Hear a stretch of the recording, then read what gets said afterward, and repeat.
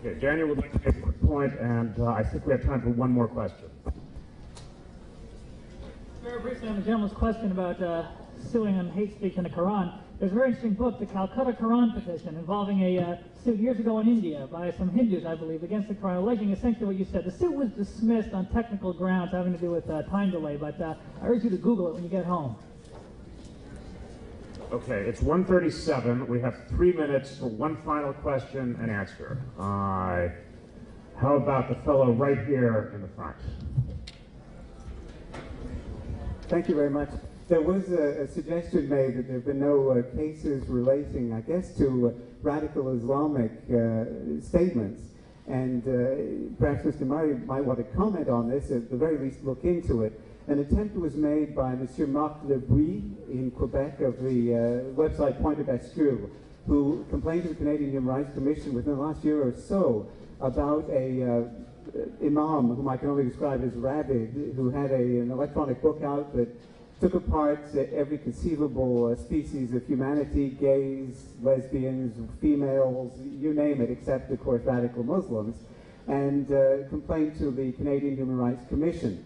The Canadian Human Rights Commission, frankly, didn't want to hear about it, and they said that they were not going to look into it further. It became a cause célèbre in the Quebec media. So I just thought perhaps I'd put that to you. Okay, the question is for Douglas. He will answer it. If one of the Canadian panelists would like to respond, I'll give him that opportunity, and then we're finished. Could I quickly pick up on that and also link it to something the previous comments as well, because there was actually a Christian pastor in Canada who was, of course, given effectively a lifetime gagging order for saying something I very much disagree with, but what he thought he found in the Bible.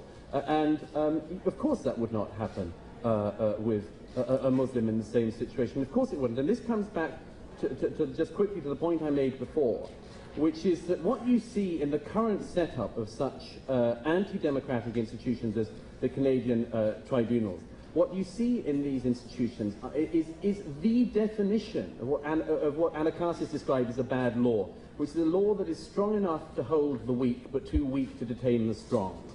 You can get the young neo-Nazi, the guy who's gone onto some web forum and hooked up with a member of one of these Canadian tribunals. But I'd like to know why, as well as the case you mentioned, the main Canadian Muslim organisation invited somebody from my country, Yvonne Ridley, to Canada to do a speaking tour a few years ago. She praises Abu Musab al-Zarqawi, the leading head hacker of Iraq. She does this repeatedly. She engages in anti-Semitic defamation repeatedly.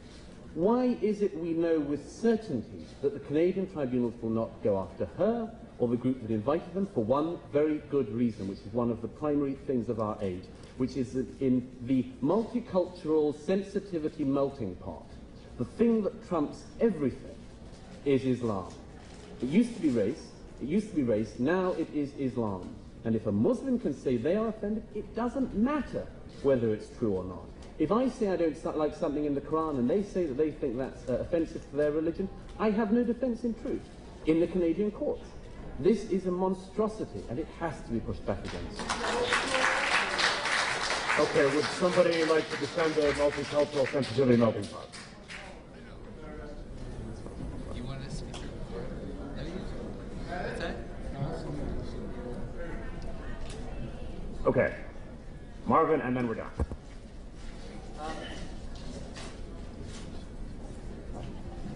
I'll be frank, I don't know particularly about the last example that you've mentioned, but Canadian laws have been used, for example, to keep some racist Islamists out of Canada.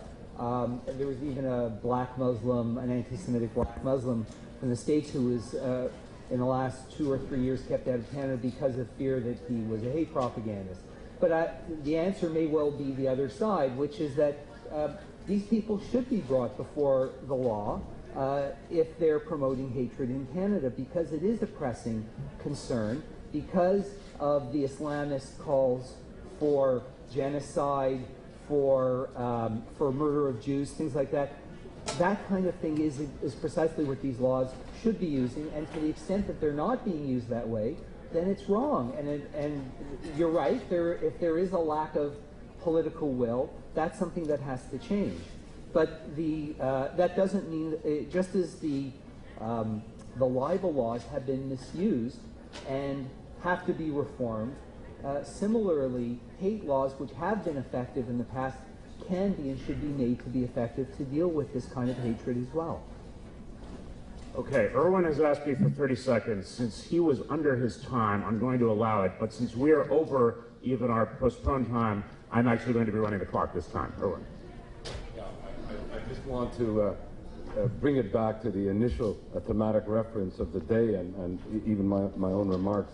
I would agree with Doug Murray that, you know, we shouldn't be preoccupied, let's say, with chasing neo-Nazis who may not be dangerous while ignoring the real dangers. And I want to take this back in terms of Iran, and that is Ahmadinejad's Iran has been both aiding and abetting and exploiting a culture of lawfare, and doing so in a culture of impunity. And we have not been paying attention to that, and the time has come to take them to account.